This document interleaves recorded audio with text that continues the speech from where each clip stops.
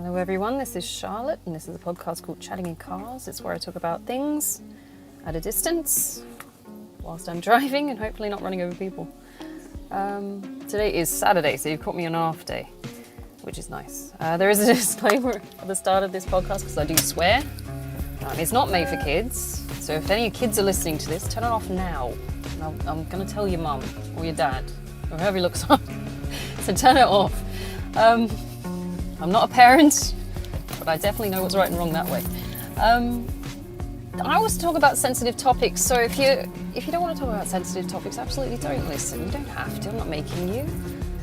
No one should have to be forced into facing things that they're not ready for, I don't think. But at the same time, if you're feeling brave, or if you're feeling a bit more open-minded, go ahead. I'm going to apologise right now if you hear tinkling of metal because I'm wearing a shit ton of jewellery today, so I'm going to go up and see my brother for his birthday breakfast. He's 43 last Wednesday, actually. He's a Gemini. I'm a Taurus, he's a Gemini. Anyway, but he's very Taurus in his ways, so we're going to go out for breakfast and get fat. So yay, I'm excited. The topic for today is money. Which can be good and can be bad, honestly. It's only going to be a short drive, I think about 30 minutes, so it can't be too long, too in-depth a topic to talk about, really, is it? There is a stigma attached to money. There are two stigmas. One of which is that it's the root of all evil. The other is that it is something you have to hoard to make yourself deemed valuable. Obviously, it's an abstract concept unless you've got physical money, but at the same time, money is only worth what you'll attribute to it. It's a token thing. It's tokenism. Is it tokenism? I'm gonna have to Google that. Anyway, I think that might be something else. But as far as I saw it, money was only ever, because we didn't have it growing up. Obviously, if you listen to the other podcasts, you'll know that I was raised in poverty. Money was something you didn't really talk about it because nobody had it, and it upset people to bring it up. So everyone's broke, and no one ever really showed off what they had either, because again, that would upset people to show it off. That was how we were raised. It's like, you don't talk about money because you never know who's got what, and to be showing, flashing your cash and buying expensive things just to say, I've got this and you haven't, sort of thing, is a horrible thing to do to someone. It's cruel in a sense, because some people never get the chance to get any money, just because they're stuck in that poverty cycle for one reason or another. So we weren't raised to be materialistic. We were raised to survive financially. My mum was, she was very good with the money. It's one of the good things she was good with the money, because we never had any, and she was essentially, at times, given my dad's Peter Pan syndrome, she was the main provider. 4 kids to raise and working, and my dad being a prick. So, she had to be good with the money, and she showed us girls how to do it. My brother, I don't know. He was raised by my dad. Same house and everything, but for some reason he got a different upbringing to us because he was male. I don't know why, but my mum really expected more from us as girls, because I suppose we had to defend ourselves in different ways. I mean, she anticipated that we would be facing the same problems that she was facing currently, so she raised us to deal with that. Be it in a very strong way. She was a fucking Valkyrie, to be honest, and if you fucked up, you shouldn't even have killed you, but she did not take failure lightly. So there was no space to fail. So when it came to organizing your money and things like that, as a basics, you were expected to be competent. You're expected to be thrifty. It was a very Spartan upbringing. We had to know how to deal with shit. If you didn't know, you failed and you died. So, so now, I had the added bonus that I talk about him as my creepy granddad, because he was a creeper, but, I had the added bonus that he was money-minded, he was materialistic. So I learned a few things from him in terms of business side of things. He used to run some shops and things like that, and, you learn a few things, you see a few things that you go, that's legal, but, you pick up a few things that are useful for running businesses and things like that, which sort of, and I used to go around with him doing his business when I was quite young, because I was his favourite. He was born on the 5th of May, I was born on the 3rd, so I was his favourite. and he wanted to pass this information on to me. And to his credit, some of it stuck. Some of it I looked at and went, that's shady as shit, dude, I'm not doing that. but you know, some of it stuck. So I became quite good with money, and I took an interest in it quite early on. I was interested in business quite early on. I used to go around and sell and buy and, you know, just, you know, do other stuff, which I didn't know was bad at the time, but you know. Anyway, I'm not going into that. He's passed through now, so we're just not we're not talking about that. What he did with his, you know, 2 sets of books and stuff. Anyway, so I don't do that now myself, because I just know the risk to reward ratio just isn't worth it. So I'm pretty legit in my business practices. But the interest was sparked by him because he was always, you know, he had his, you know, big gold ring and his gold bracelets, and he was going around doing bartering because he was a cockney and, right, love, you want some of this? Yeah, we're going to go buy this, and you know, it's all that.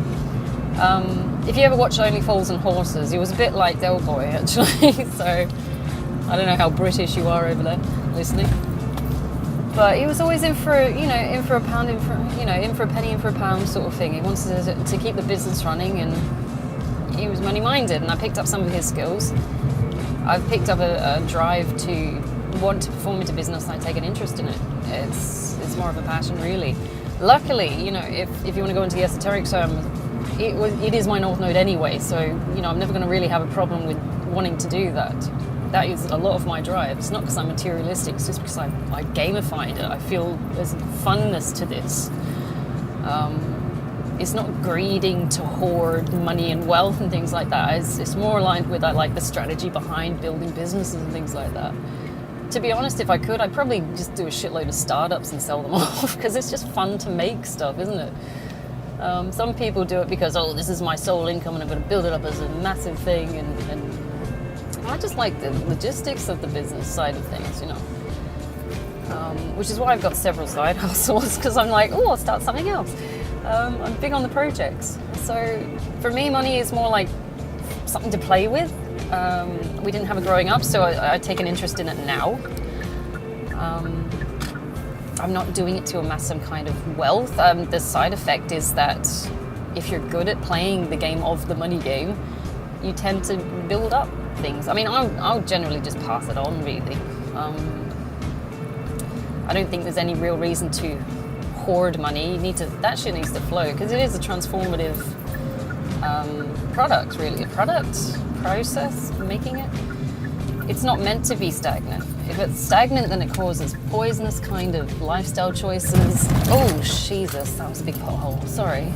Don't know if you heard that. Jesus, that was like a foot deep. Oh. My car. Oh, God. My suspension. But, you know, it's not. If you hoard it, it just accumulates the wrong kind of things, because, you know, you've got a bunch of people that have won lotto and then they go into the worst kind of lifestyle and they take on drugs and all kinds of things. It, what do they call it? Not amplifies, but it, whatever you have that is a bad habit or a good habit now when you're broke will be amplified. That's the word I'm looking for, not exemplified. Amplified when you have money. It is that kind of an object or that kind of a thing. So if you're a druggie now, you're going to be dead within a week, you know, because you'll have the access to buying more drugs. If you're a good person now, maybe you'll take those traits and characteristics and go and spread it a bit more. It'll be amplified in the bigger scale. Maybe you'll start a charity. Maybe you'll work with homeless people or stuff like that. So you've got to figure out what kind of a person you're going to be with this thing. It's not the root of all evil. It is a transformative product. It can help people if used properly, obviously. If you're going to be a Scrooge McDuck and be a real bastard and hoard it, then of course people are going to hate you for it because they know the good it could do. People who use money as a status symbol is ridiculous. It's like the only way in which you have any kind of value if you've hoarded money is how you're going to use it to help other people. That's all I can see. If you're just hoarding to say, I've got this big mountain of gold. Do you remember like the Scrooge McDuck, the Saturday cartoon? When he's diving through that money pit, it's like, you would die, dude. It's like, how solid was that money? And he was just like going through it. It's crazy. The physics of that situation just doesn't sit right with me. just face plant into this metal object. It's like, ow, yes, because you're evil. No. But it doesn't make sense to hoard it. I mean, it's meant to flow. It is cash flow. It's meant to go places and do things. And, you know, I'm talking about, you know, Barbara Streisand here. You ever watch that movie Dolly? It's a musical. I fucking love that dress in that movie. But cash, I think every gay man does too. Should I generalize like that? I don't know. I'm sorry, darlings. I won't generalize like that. But it is a fabulous dress. I don't know who designed it. It's bright orange and glittery. I love it. And the headdress. Oh my God. Anyway, we'll go somewhere else with that. But she's talking about her ex-husband, was it Ezra or something like that? And when he was alive and she was married to him, she was talking about how money is meant to flow and how it's meant to encourage people to have a good time and look after each other and things like that. And you sit there and think, yes, that is what it's for. You're not supposed to hoard it. If you're hoarding it, it's not getting used. It's not being sent places where it can do some good. It's just sitting there. And you just look like the bastard from hoarding it, you know? That's why I don't understand rich people who brag about, oh, I have this, you know, big house and shit like that. It's like, yeah, but how many people can fit in that house? How many people could you be housing with their own separate houses if you took your fucking Montecito mansion and cashed it in? It's like, what is wrong with you? You've got no morals at all. People are suffering and living on the streets in tents in fucking California. Some wanker is going, I've got a mansion that's God knows how many millions of dollars because I deserve it. I'm going, no, you don't, you arrogant shit. It's like, I feel that you might know who I'm talking about if I talk about Montecito, but you know, what right have you to say that you are worth this many people being homeless? It's arrogant, selfish as shit as far as I see. And I can't, you know, I just can't. Having been homeless myself, you know, I know what it's like to be that way. And I wasn't even in the worst, most severe version of homeless. I was just couch surfing. That was not too bad. I was lucky and grateful that I had people to protect me. My brother stepped in and said, you can crash on our couch. After that, in a weird way, my granddad died, and so I took his house. You know, I was couch surfing. I had no place of fixed abode, but I was still, you know, universally looked after. You've got people living on the streets in icy fucking weather, living on food that they've picked out of a dumpster. It's covered in shit and it's rotting. And they're just surviving. Healthcare is fucked. They got no sense of protection in that sense. Anything goes wrong with their body, they're screwed. And then you got some prick in Montecito saying, I deserve this mansion because I'm this good. It's like, you are not this fucking good. It's like, you arrogant, self-centered shit. It bugs the fuck out of me. I mean, you ever gone to these homeless people? They're a victim of circumstances the majority of the time. They didn't have any control over the situation. I had some control over my situation because I said, this doesn't suit my morals, I'm leaving. And I just happened to leave with the shirt on my back. That was my choice. That was the payment I paid for having those morals. I said, this isn't good enough for me. I can't have an open marriage, I'm leaving. I weighed in the circumstances of the situation. I said, right, I gotta go. So, you know, if there's anything karmically I've paid there in advance. So I'm hoping for some kind of niceness from that. But anyway, no. You shouldn't think that way. But, you know, it's just, I had some kind of choice in that decision to leave. These people that are living on the street don't. So if you've got ever the opportunity or the chance, and it is an opportunity because you should be doing the right fucking thing anyway. I don't call it wokeism, don't call it any of that. It's the right fucking sense, common sense thing to do. Just do it. Stop looking for fucking gratification and validation from the masses. Do it because you know morally in your soul it's the right thing to do. You should be helping the fuckers, you know? Don't. And don't make a fucking parade about it. I cannot stand these people on TikToks and stuff like that. They're handing out food, but they got a camera in the other hand. It's like, who? And it just puts these people on the spot as well, doesn't it? Because who wants to have a camera shoved in their face and forced into being so-called grateful because some guy handed you a, you know, bag of food? I'm going, they've still got some self-respect, I would hope. You know, some sense of pride in their own survival tactics, their own ability to get through horrible, fucked up experiences. Don't degrade them by forcing them into these situations. Give them some fucking dignity. I've got a camera on my phone. Look at my TikTok channel. Aren't I wonderful? It's like, fuck off, mate. Just leave them alone. If you're going to be an arsehole, just leave them alone. I bet they can survive on their own pretty well. Although having said that, just break the damn phone. I guess that's probably the best solution, because I don't want these people out on the street. So we've really got to do something about it. Anyway, so that's one way in which money can be transformative, as long as it's used right. Having grown up in poverty, there's also a value to not having money.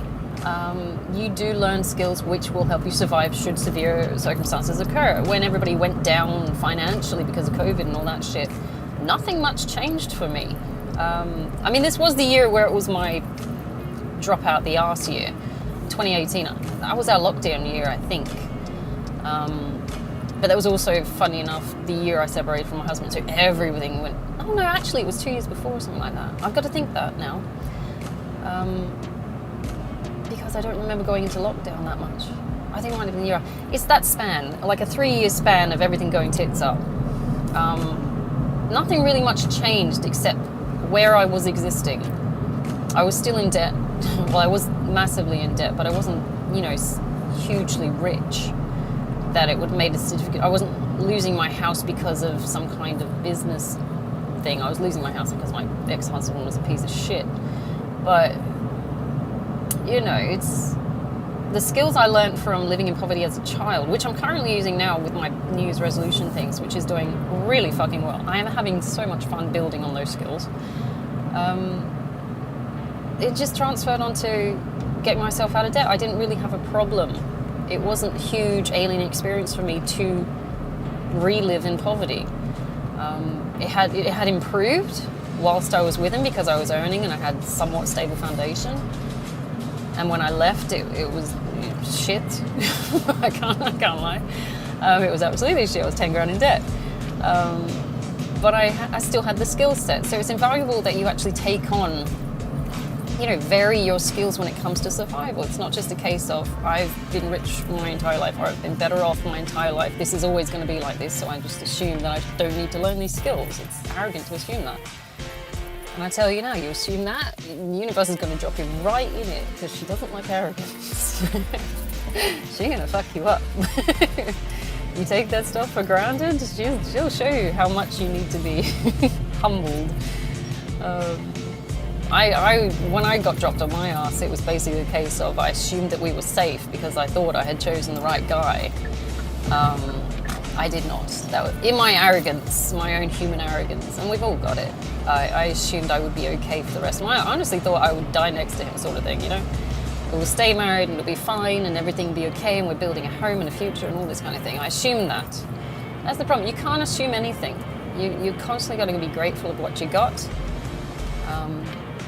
Just don't take it for granted. You can lose it in a heartbeat. It takes one decision, you will lose everything. Bearing in mind, I kind of knew what I was walking into when I left with my shirt on my back.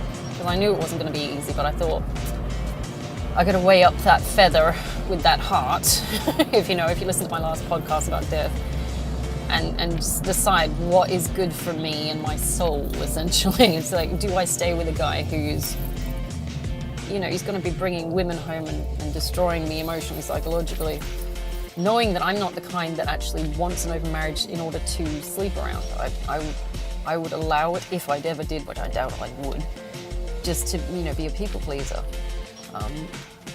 Can I honestly weigh that up with my morals, with my values, and say this is okay and I'll allow this? And I couldn't, because I'm not designed that way. And I knew that from in my bones. I'm not designed that way. I could never allow that. It felt intensely wrong. So I left.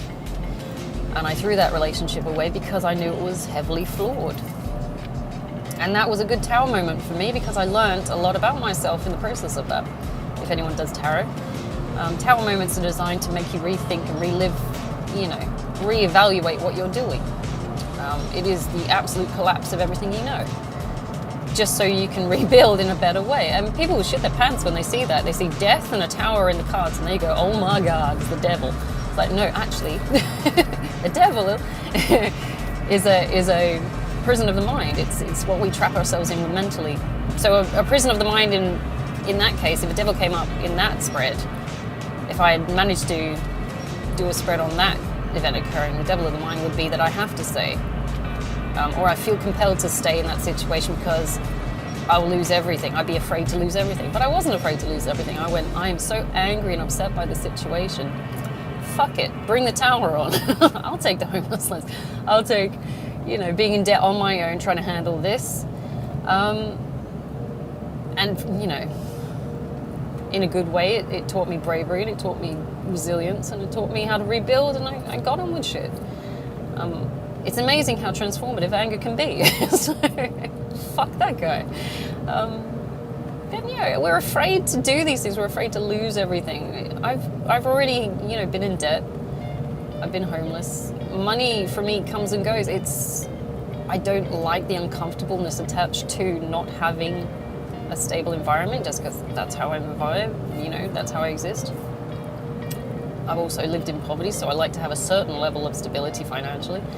But don't let it lend itself to materialism, because it's a poison chalice, honestly. If anyone knows what a poison chalice is, it looks pretty on the outside, but realistically there's poison. It's holding poison, and you still want to drink from it.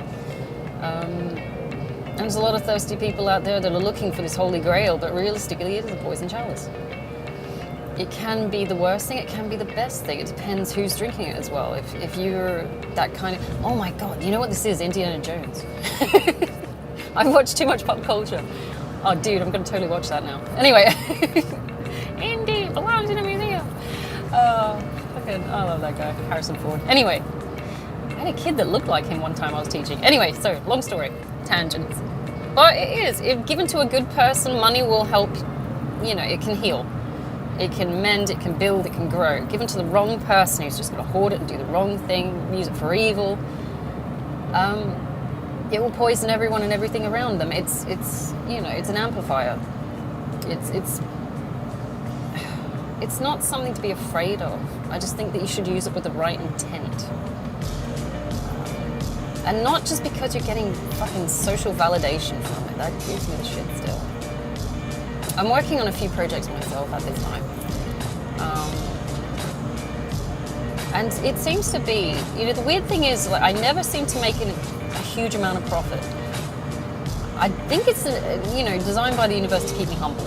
And I'm okay with that. Because I know that I'll always have what I need. It's not going to be, I've got a full-time job and 3 side hustles because I want to get intensely rich and, power and money and all this shit and fame and glory and all that shit. I'm happy with having my full-time job being the meat of my wage, my income. But I also got the side hustles like my paintings and my online stores and my teacher resources and things like that. Because it, allows for creativity. It does get a bit wearing to do the same job 9 to 5 all the time. But, sorry, I'm gonna have to come over, I think, because someone's trying to get up my ass. Oh, I'm sorry. Am I doing the speed limit in the fast lane? Tit. Anyway, but you always gotta have those side hustles because it allows for creativity, and they're speeding. You piece of shit. Oh, look at rhubarb. Off you go. Idiots. Anyway, sorry, bad driving. I'm heading back into the old area I used to live in, and there's something wrong with this area. I want to know what the mortality rate on drivers is in this area, quite frankly. They are terrible. It's a low SES area, so they're not particularly bright, I'm guessing. Anyway, not that richer areas are much better, considering that people are generally arrogant. Oh, he's just cut someone off. Oh my God. Terrible drivers. Anyway. But me bitching about people, I shouldn't do that. I shouldn't. Anyway, we're all human. Where was I going? I'm sorry, darling. Holy Grail. Yes. So, you need to find something that's going to give you some kind of side hustle if you are going to look at money-wise. That will help you be creative. I love painting at the moment. I'm still stoked that I got those 2 commissions. I'm gobsmacked that anyone gave me the chance to. So I'm looking at my paintings going, really?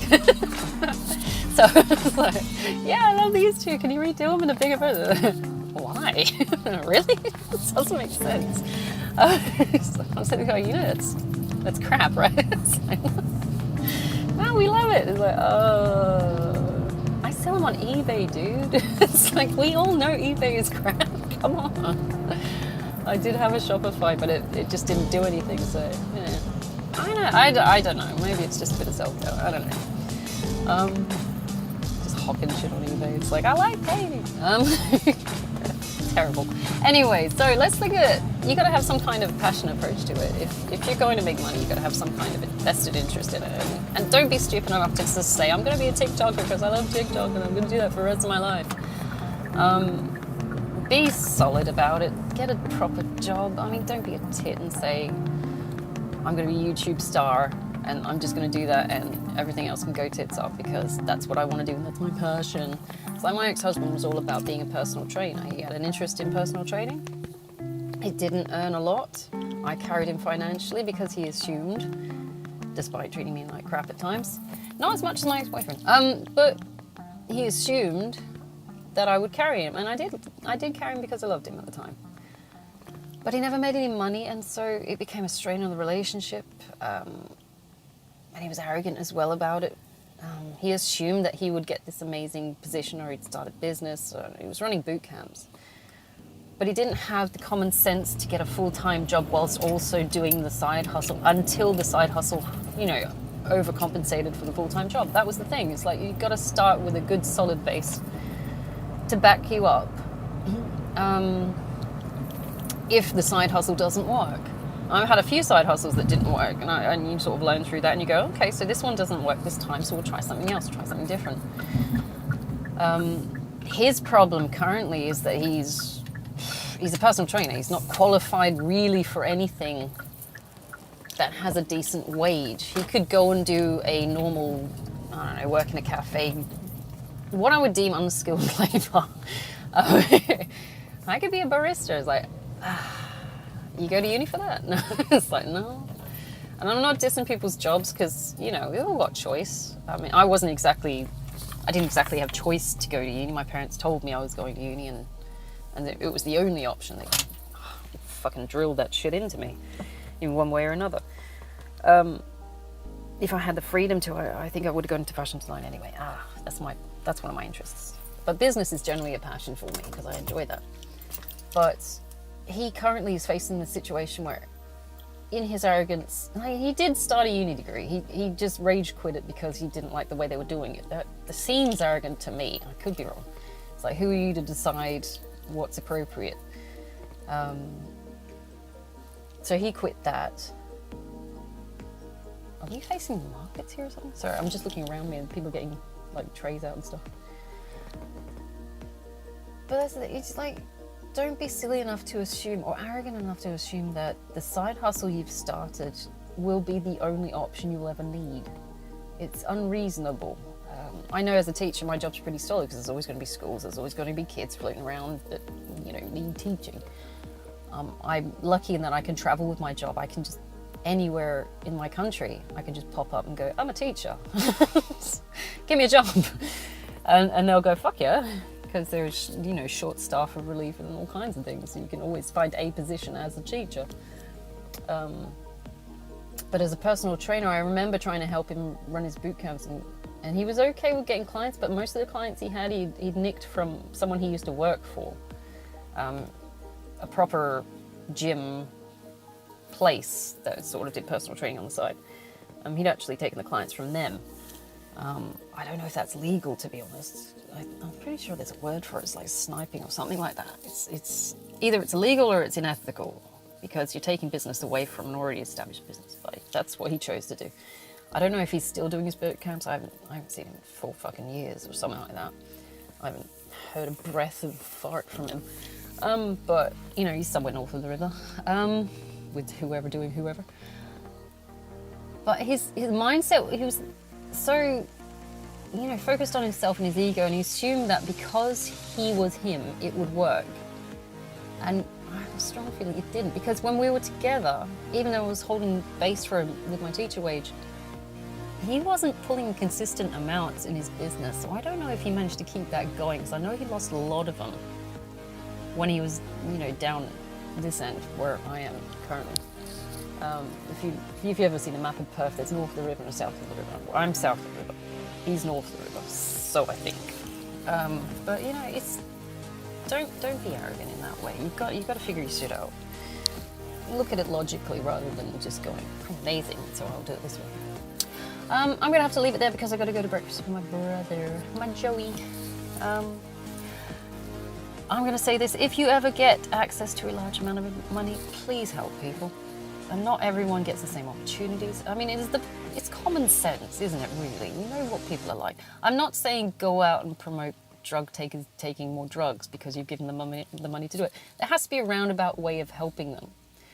Like, you know when they give you see homeless people in the street, and you're like, they ask for money, obviously, but you can give them like food, you can give them supplies, you can give them everything that you know. The main fear there is that they're going to go buy drugs and alcohol with it, obviously, and you know. So you can find ways around them, just give them something else. It doesn't have to be money. Sometimes it does need to be money. Maybe they're trying to find a shelter and you have to pay to find a shelter or something, I don't know. I never got to the point where I needed a shelter, which thank God I never had to. I'm so sorry if anyone has to go through that. It sounds fucking horrible.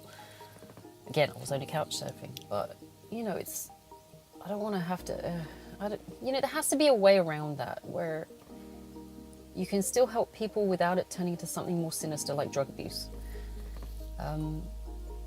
I would love to do something, a huge project. I would love to do something to do with building actual houses or something, because you can get those tiny houses for like $5,000 or something like that, and it comes as a proper big house.